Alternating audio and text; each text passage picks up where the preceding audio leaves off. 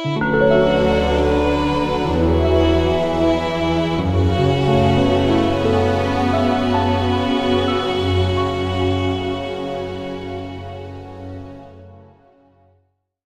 back to the 8 consciousnesses, the consciousness. And usually we talk about consciousness, it's just one consciousness. But actually we have 8 consciousnesses. Last time I did a brief review of this consciousness, and I haven't finished the review because I've been away for quite a long time and I want to slowly get back into it.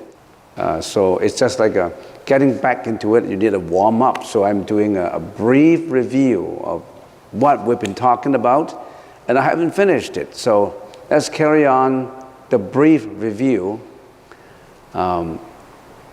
We always have a question in front of us when we are trying to know something more about Buddhism or about meditation, about the Dharma, about Sangha, about the Buddha's teaching. So what's the purpose of learning and practicing the Buddha's teaching? Or what's the purpose in trying to understand Buddhism and trying to learn about meditation? What's the actual purpose of it? And of course, if we open up a forum of discussions, everybody would raise their hand and show the different perspectives of why they are learning it. But let me just summarize it because I'm doing a review in here. What's the ultimate purpose in learning and practicing the Buddha's teaching? Is it because we want to get blessings from the Buddha? I want to get prosperity. I want to be better in my life. I want to be happier. I want my family to be, everybody would be harmonizing each other.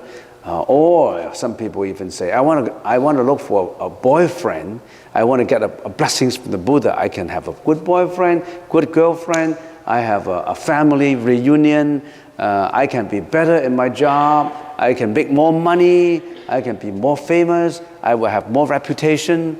Or I will be more healthy. I like to be in good health. And I heard that the Buddha can give you good health. So that's the reason why I'm learning the Buddha's teaching. Is that the ultimate purpose of learning the Buddha's teaching, practicing it? If you have the idea that you want more, I want to acquire more, I want to better myself, that's not exactly the objective of learning Buddhism, because behind you have a motive that you want to get, you want to acquire. You have a desire to get more, to be better in life, to be happier. There's no problem in being happier, healthier, even richer, or more reputable. There's no problem in that.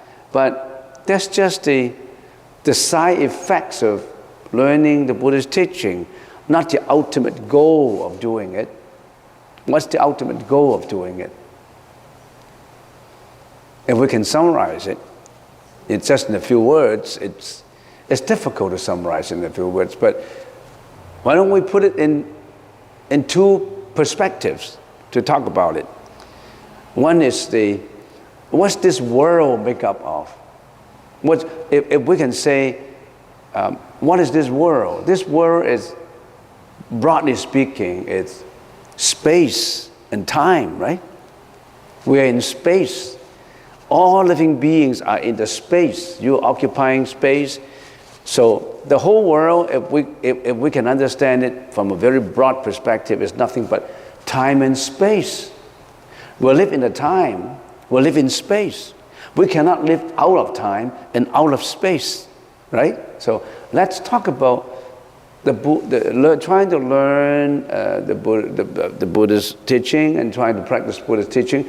Let's talk within space and time. What do we have in space? We have living beings in space. Not just have living beings, we have all kinds of things. Buildings, land, landscape, mountains and rivers and houses and whatever you see, whatever you feel, whatever you heard, We're in space. We can't get out of the space, right? We're in the dimensions of the length, the length, the width, and then we also have the volume. Let's see. In space. What do we have in space? What do we have in space? And I summarize it for you a little bit. Let's talk about just space, right? Not time yet. Let's talk about space. What are we in? What position are we in? What space we're occupying? Just briefly. When we talk about space, there's so much to talk about that there's no end in talking about it. But let's just summarize it. In space, we talk about cosmic existence. The cosmos is, the whole universe. Cosmic existence. What is existence? You exist, I exist, everybody exists. A molecule exists, a proton, neutron exists, even though we can't see them.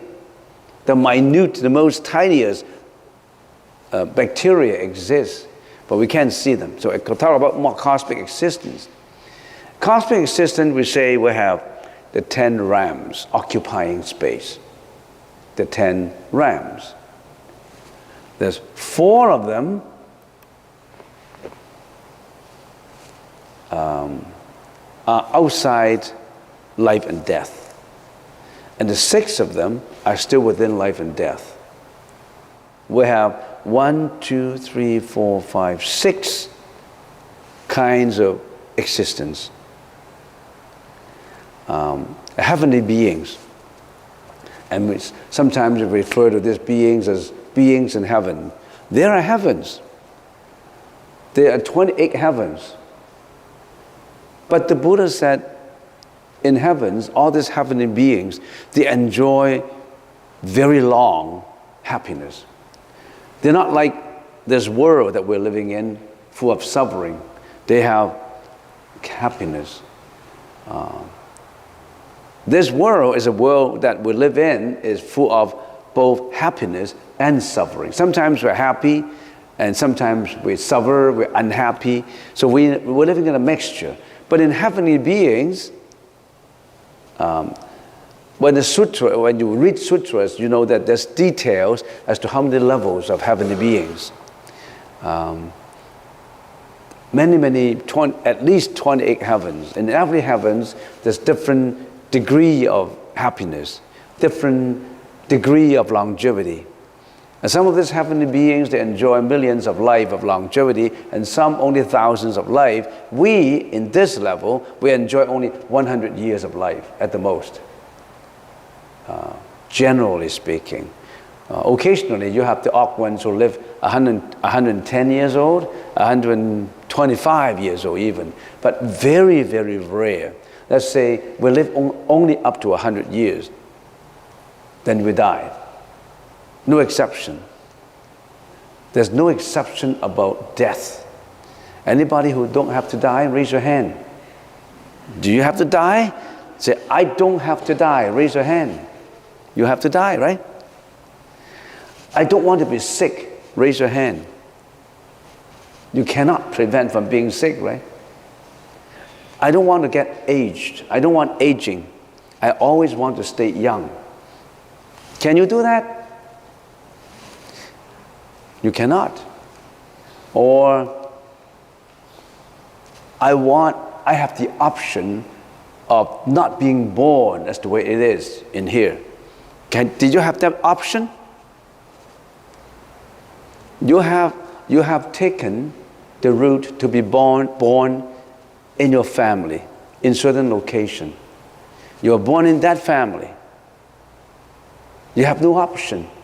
Before you were born, you can say, I want to choose which family I want to live in.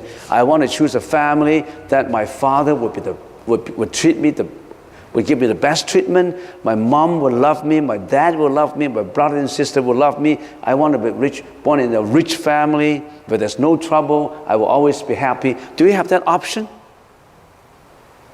Some people are born in a family that's broken. Some people live in a healthier family. You have no choice. Being born in this world, you have no choice. If you have a choice, would you have picked, given that your family, you're not satisfactory, would you have picked your family to live in, to be born? Some people were born in a better family, no question about that. But some, even country, some people were born in Canada, some people were born in Guatemala, Nicaragua,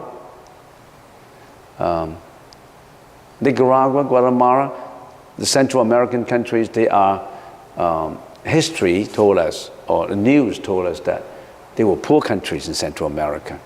In those countries where some kids don't even have a house to live in. I've been, 2 years ago, I went to Nicaragua. I visited the dump.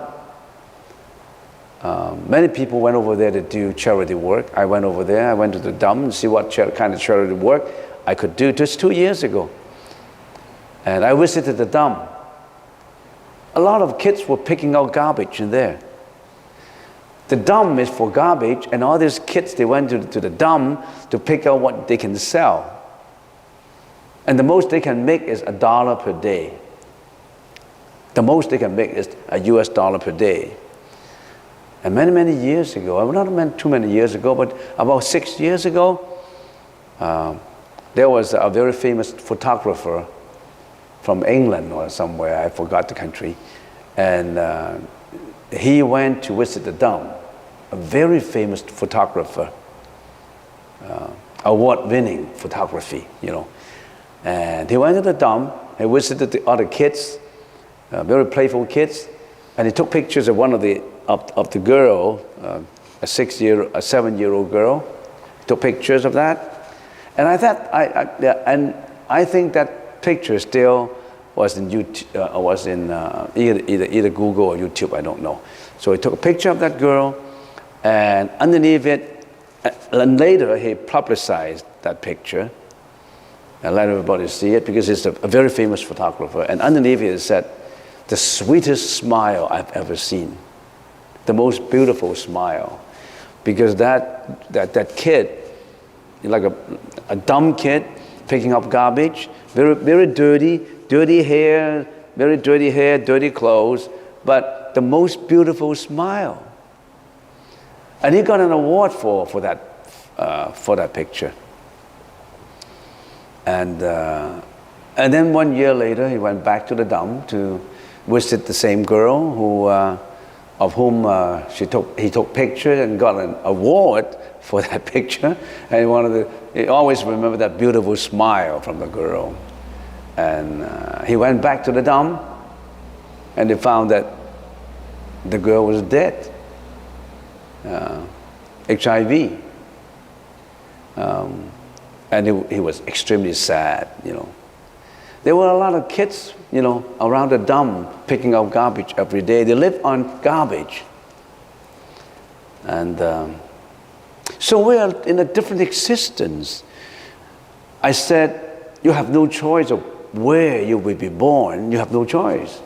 Why didn't you have a choice? Did you actually have a choice? Actually, you did have a choice, but you have chosen to be there. You yourself have chosen to be born in that family.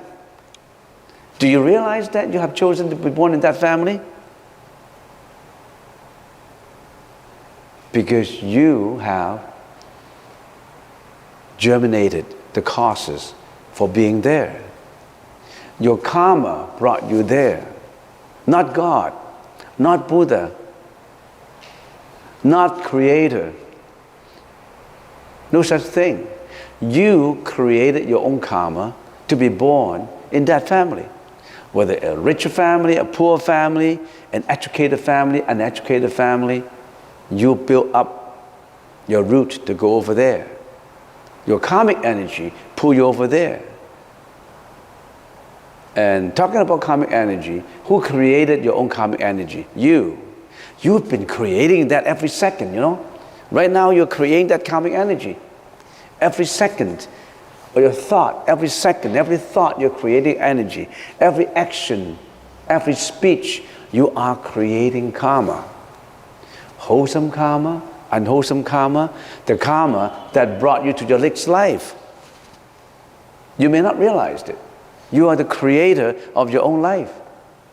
You may not realize it. You just live the way you are. You habituate your thinking. We all have been governed by our habitual thinking and actions, which brought us the karma. You have been habitually hardworking. You have been habitually lazy. You have been habitually depressive. You have been habitually jealous. Because you brought your own life up. Of course, under certain influences, that's karma. If we want to explore the philosophy of karma as laid in Buddha's teaching, there's a lot to do. There's a lot to understand. I'm just giving you a brief introduction.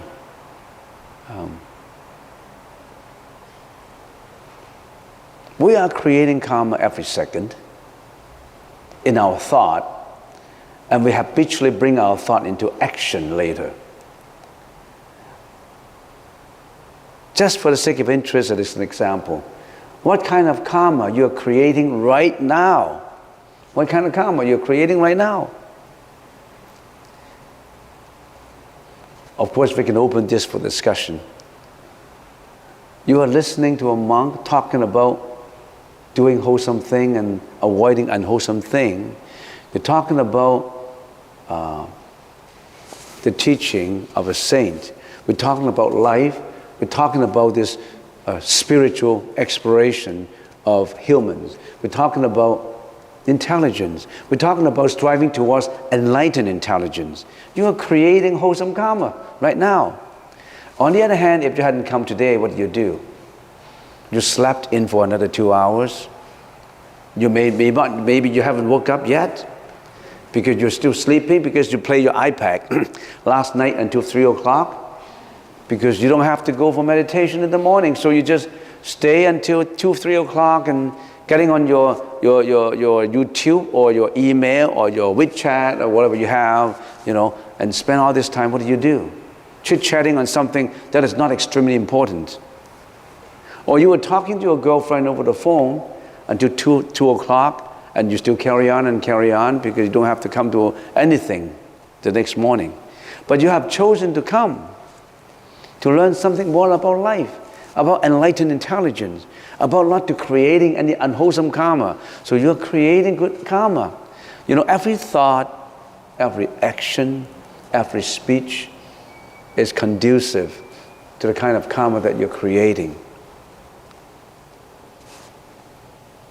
So we're talking about underneath this line, which are unenlightened beings. Above this line are enlightened beings in a cosmic existence. Having talked about heavenly beings, the next one, let's skip asuras, human beings. We'll get back to asuras later. So there are people who are heavenly beings. Why did they go to heaven and we didn't go? We are in here. Why did they go to heaven?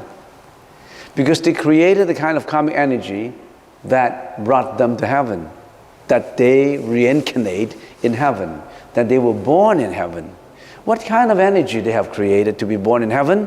What kind of karmic energy they created to be born in heaven? According to some sutras in the Buddhist teaching, all those people, all those existences who have done, always in the process of doing, the 10 good deeds, when they die, they go to heaven. But heaven should not be the ultimate way to go. Because heaven, once your longevity is up, you still have to die. Then you may roll down to other paths of reincarnation. The 10 conducts that would qualify you to be going to heaven. You abstain from all killing. Abstain from killing. Abstain from stealing. Abstain from sexual misconduct. abstain from intoxication, abstain from lying, etc., etc. In other words, in your conduct, you are really refining and reforming your conduct. So your conduct, yourself, your behavior, your speech, your thinking lead you to where you are. So you have to be, all of us must be very careful with our speech, with our conduct, and with our thinking. Some people have done so many merits that when they die, they go to heaven. But according to the Buddha, most living beings, if they are in the human beings realm, when they die, most of them go a lower level than human beings. They can't get back to the human being's path because they have committed a lot of unwholesome karma. It's not a punishment.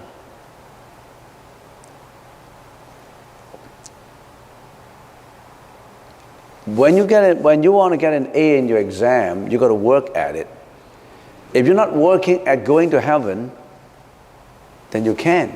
If you're not working towards your A, you can never get an A because you have been lazy, you haven't attended all the lectures, you haven't listened to the professors well, you haven't even registered. So don't blame anybody, just blame yourself. You are responsible for your actions. Easy to talk about it.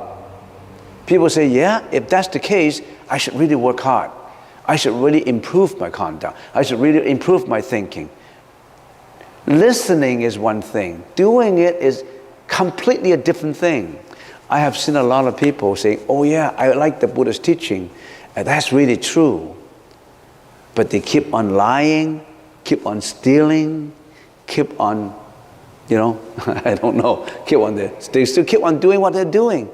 Talking about it, thinking about it is one thing. Doing it is absolutely another thing.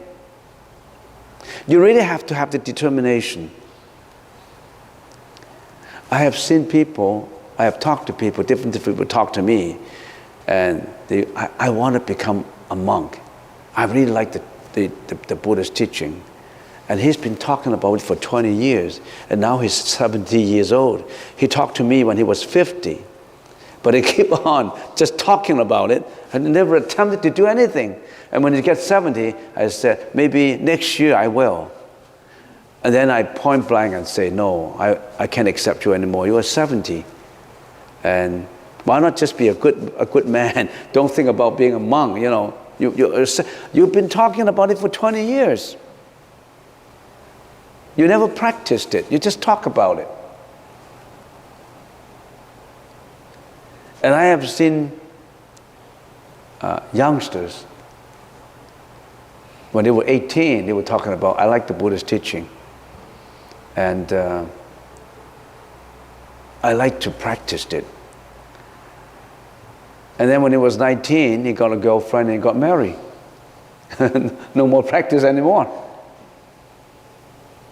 So, let's get to human beings now. So there's human beings who are in reincarnations. Talking about human beings, there are rich human beings, poor human beings, healthy human beings, unhealthy human beings. There are human beings with broken homes. There are human beings with happy families. And why are these differences? Why? And some people say, it's God who created all these. Some people say, it's my parents. I hated my parents because my parents got me all into all these. And they say, I particularly hated my brother. I mean, they blame everybody for what he's suffering, what he's got today. He should have an inner contemplation of why, not just blaming. Now, what I'm talking about seems to be so simple. All these cosmic existence so simple, but there's a poem in Chinese, and the poem said, 3岁小孩也懂得80老翁都不懂. Do you understand? It says, a 3-year-old understands this. But a guy up to 80 years old, he's still ignorant. He's been learning from 3-year-old to 80-year-old, but he's still just talking about it. He's still ignorant because he never practiced it. He knows. You don't have to talk to me like that. I know all these things since I was 3 years old, but up to 80 years old, I'm still going through in reincarnation. I'm still being egoistic. I'm still angry at things. I still have greediness. I still have sexual misconduct. You know, many of these things happen. Departed spirits, I mean those who passed away, we call the ghost realm. There's a path of reincarnation, a realm which after a person dies, he can't even be a human being anymore because of what he had done before. He became a ghost, a spirit. Of course, he can't go up to heaven. Heaven is the highest in this realm. And then human beings, a lower level. And then spirits is under the lower level, the ghosts realm. You believe in ghosts? Anybody here who've seen a ghost?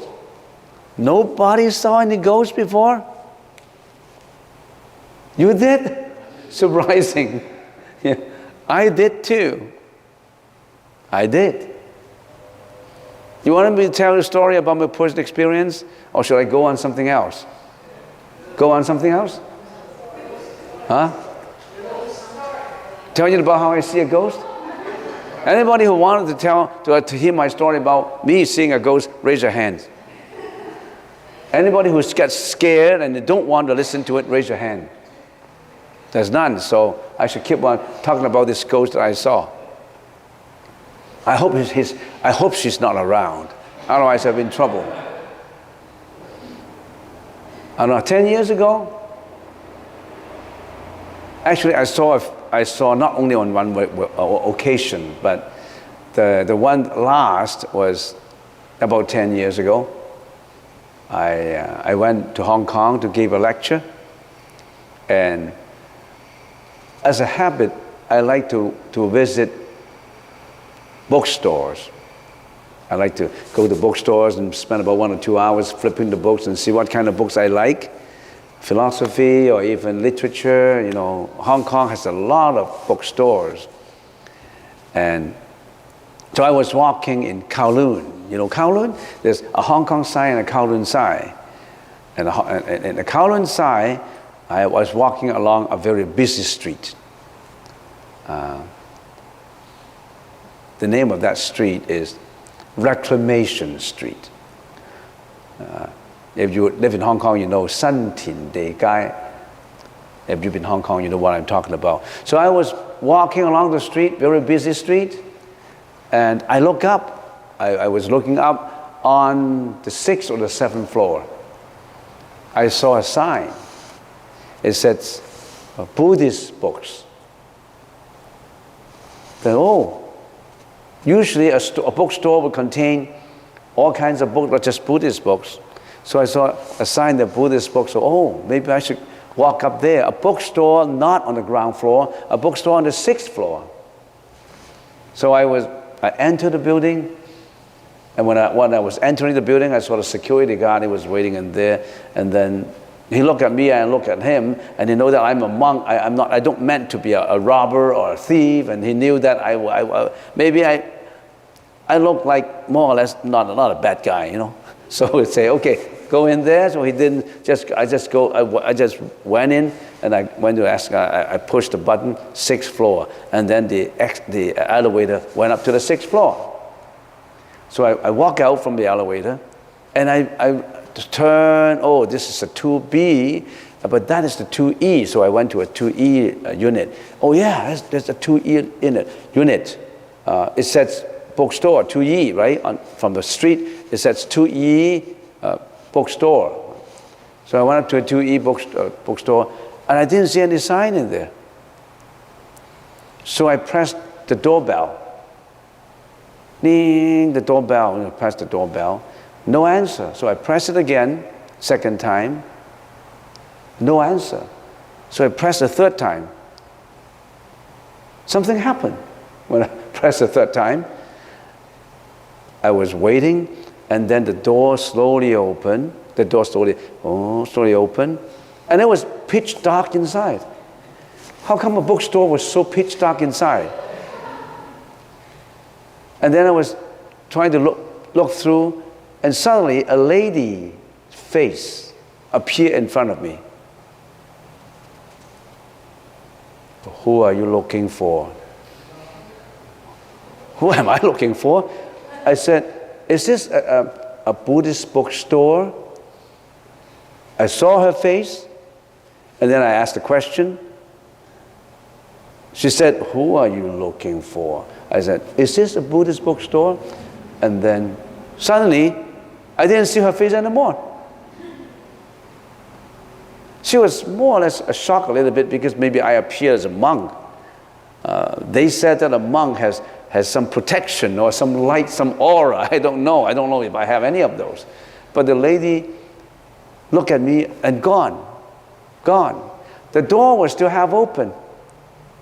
I didn't see the lady anymore. It was pitch dark inside. Then I know what happened. I back off, and immediately get out from there. I know what happened. How come suddenly I didn't see her face? I still remember the face was like, there's no feeling on the face. It's like a yellowish, not dark, gloomy face, but a yellowish face. The sound was very slow, like, who are you looking for? Oh, terrible. So I backed out and went back to the elevator. I went down, and then I went up to the security guard. I said, on the 6th floor, was there a Buddhist bookstore on the 6th floor? He looked at me and said, it's not working anymore. It's not there anymore. He didn't want to say any. I asked, I wanted to buy some Buddhist books. He didn't talk to me. There must be something in there that he didn't want to tell me. So I saw a lady, and the lady suddenly disappeared. And I don't know what's the definition of a ghost. If I saw something and then it disappeared immediately, and he even talked to me, is that a definition of a ghost? You tell me. I don't know. And I had a radio program in Vancouver, a Chinese program, on which I have been in that program. I was a host to that program, talking for 5 minutes of the Buddhist teaching and the Buddhist saying, and I have been doing that for many years, 25 years already. And about 15 years ago, I had a call from someone. He called me. He said, "Oh, Reverend, I wanted to talk to you." I said, "Who is this that I'm talking to?" "I'm Dr. Cheng. I'm from China. I had a lot of personal experiences that I've been listening to your radio program about the Buddhist teaching, about Buddha saying. I have a lot of, and you also talk about stories, about the Buddha stories, about your personal experiences. I have a lot of personal experiences that I would like to tell you so that you can use those examples in your broadcasting, in your talk. All these stories happened to me. I personally experienced them. So can I arrange a time with you that I can talk to you?" So I said, "Oh, okay, Dr. Cheng." So okay, so we arranged time to see each other. So he came on an appointment. So I was in the library and we were talking. And to make it brief, Dr. Cheng was a Chinese doctor coming from China. And he was educated Western medicine. He was a brain surgeon. So in other words, not a Chinese. He's a Chinese, but he was educated as a Western doctor, and he's specializing in brain surgery. So he operated on a lot of people in the brain. So it's a very famous brain surgeon. And then he immigrated from China. He went to Hong Kong first, and then he immigrated into Canada. And then he was a very educated and studious person. He got his license in Chinese acupuncture in here. So he's also a Western doctor and a Chinese acupuncturist. But he practiced as a Chinese acupuncturist and not on Western medicine because he couldn't get his license. You have to pass certain exams if you want to be a brain surgeon in here. And he didn't write any of those exams. He just became an acupuncturist, a herbal Chinese doctor, but he had the education of Western medicine. So he sat with me and he told me a lot of his personal experiences as a doctor. And I like to tell you one of his personal experiences, which I talk about on the radio program. He was a brain surgeon, and one day they brought in a patient from an emergency. And the emergency was like this. In those days, it was still under the rule of very strict communist regime. And they were in the outskirts doing some farming. 3 very educated people doing a farmer's work. So, and they wanted to build a house, a squatter house, and a simple farmhouse. And one was holding a pile to make sure that they piled it onto the foundation to make the foundation tough, hard. So he was holding that stockpiling. There's a certain thing that they want to, you continue to. I forgot what you call that. They pound in to make sure that the foundation was hard. So a pile driver. Yeah, he was holding that, and these other 2 guys were using a huge, big hammer, hitting that one. So 2 guys were hitting it, and 1 guy was holding it. And then somehow, because 1 guy was careless and hit his head, so he fainted. His head was broken. And this guy with a broken head was rushed to the hospital. And on that day, Dr. Zhang was the brain surgeon. So an operation, emergency operation must be done. Otherwise, that guy will be dead. It's something that has to be done immediately. So he operated on the broken skull, and it was a mess. He said it was a mess, and I spent about 5 hours, and I haven't really finished it because being a surgeon, when your operation hasn't been done, a surgeon, you have to stand up for 5 hours. And when you're working on the brain, it means every nerve counts. You must be extremely careful. It's very demanding. A brain surgeon's work is very demanding. If you work for 5 or 6 hours, you can't even go to the washroom. You think you can stop for a little while? I wanted to go to the washroom. You can't go to the washroom, and when you are operating on a nerve, you can't even breathe. Any doctor in here, they can verify that. I was told that way. When you're right, is that right?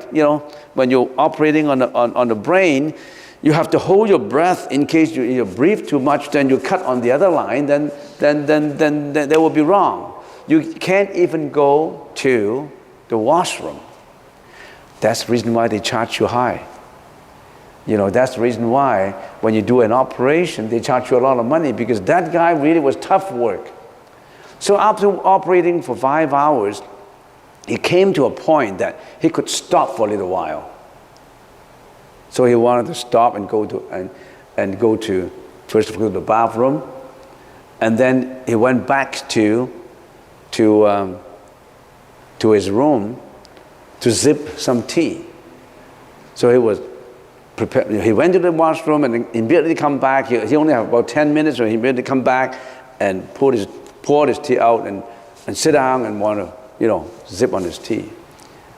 And then when he was drinking, they heard the door creaking, door creaking. And then I look at the door. The door was slowly open for about 4 or 5 inches. And then something slick in, like some energy, or you would like smoke or cloud or whatever. Then, boom, a person appeared in front of him, sticking through the door, like an energy, And then a man appeared. It was the man that he was saving. And the man said, Dr. Cheng, thank you very much for saving me. My time has come. And I just want to say thank you. I'm destined to be like that. I'm going now. There were 2 persons waiting for me outside. I got to go.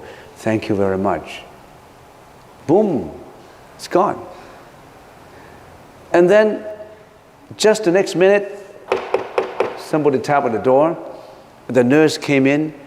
Dr. Cheng, the man is dead. Let's go back. The man is dead.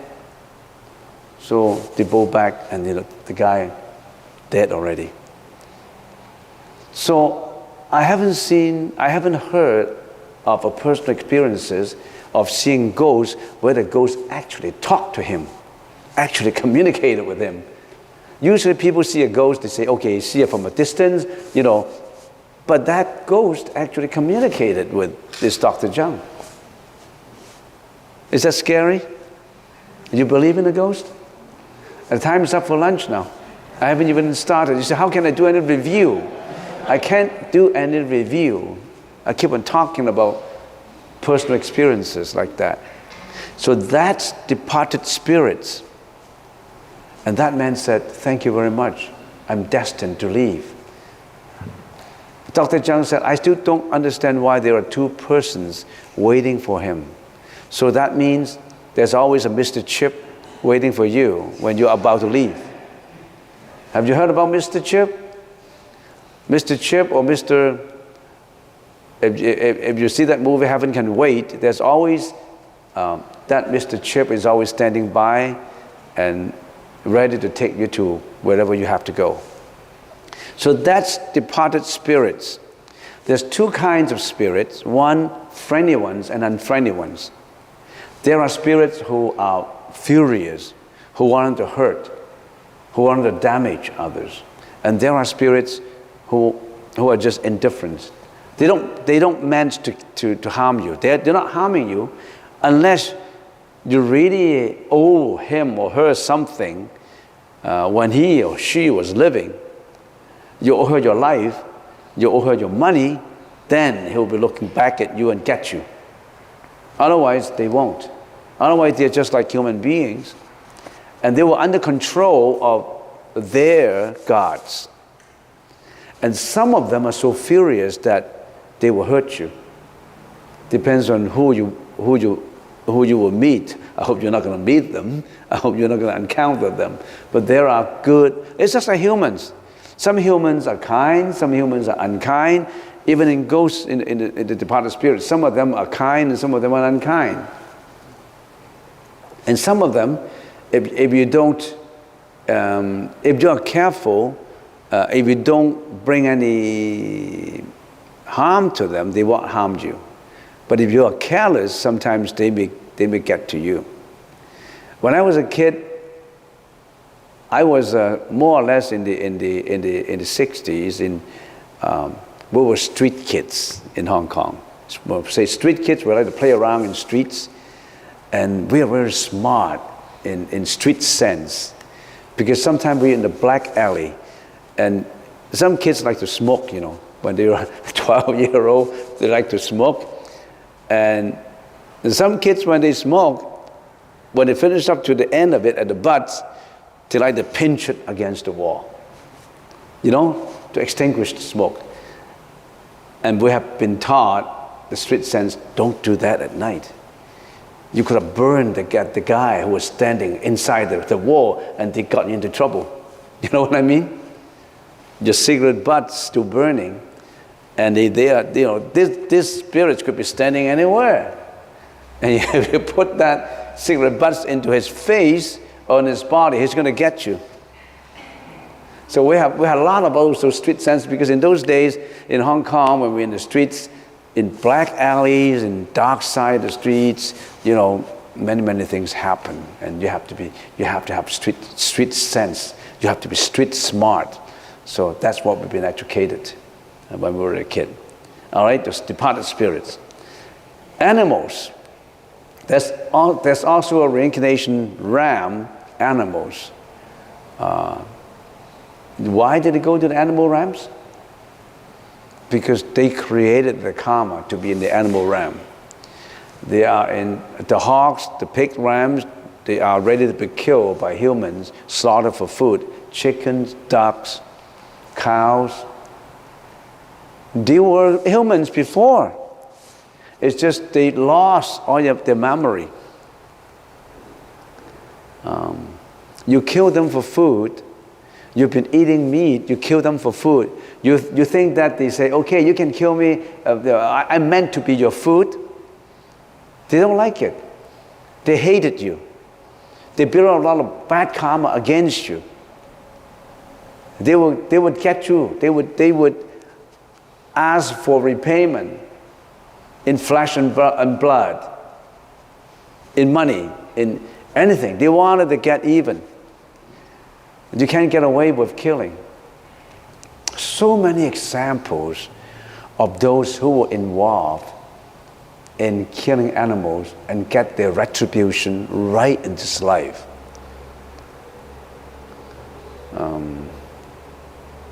I've heard so many of those examples. Actually, real examples.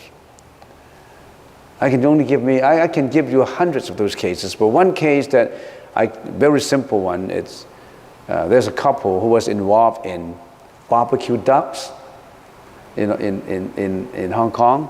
Very famous, the Cheng family, very famous for barbecue ducks. Then they make a lot of money from barbecue ducks. And many people like their barbecue ducks than other shops. How they do it, they kill the ducks overnight, rip off all the hairs and everything, make it clean, and they barbecue it in what do you call that? In a kiln. I don't know. It's the ovens in a stove, earthen stove, and then they put it in the stove where they have all this charcoal burning on the outside to smoke to burn, they barbecue the ducks, and they make extremely delicious, juicy barbecue ducks. And they make a lot of money, become very rich. A lot of shops open. And the couple even have their children doing the same kind of work. Approximately when they were 60 years old, they live in a luxury apartment. And then one day, the apartment was on fire. The next door was on fire. And the couple who were the pioneers of the barbecue duck family business, in the morning they were having their breakfast and it was on fire. So they wanted to get out from the apartment. They were searching for the keys and all that. Smoke was coming in and it was, in the fire. They couldn't get the key and they couldn't get out. No matter how hard they tried, they couldn't.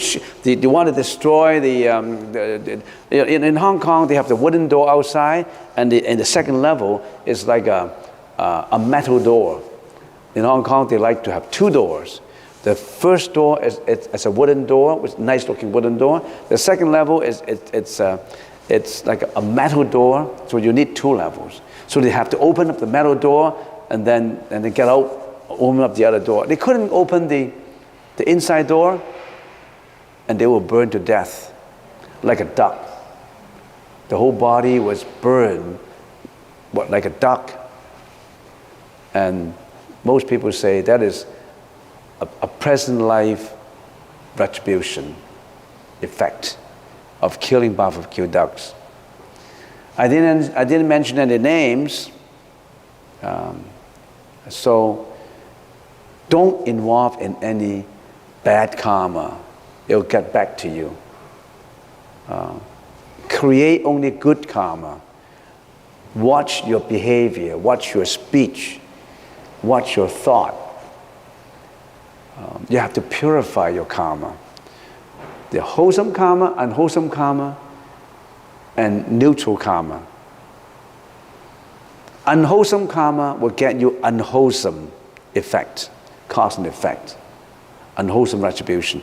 Good karma, wholesome karma, virtuous karma will get you to good effects. So you are the creator of your own life. How about neutral karma? Neutral karma, say I'm sitting at home, I'm not doing anything, I'm not doing bad action, nothing bad, I'm just watching television, I'm not hurting anybody. Well, can you consider my karma as neutral karma? Yes and no. You're not doing any bad karma, no unwholesome or wholesome karma. You're watching a TV show in which that TV show is talking nothing about violence and sex, and it gets into your mind. You are creating ignorant karma, neutrally ignorant karma in you. But every thought counts. If it's not wholesome, it's unwholesome. If not unwholesome, it's neutral. In the neutral karma, you could be, I'm sitting right in the woods, I'm just sitting in there browsing, I'm not hurting anybody. You're not creating wisdom. If you are in the woods, I'm meditating and I'm learning how to become the Buddha. I'm learning how to better my behavior. I'm learning how to promote the Buddha's teaching so that people can be benefited by it and become virtuous people. Then you're creating good karma.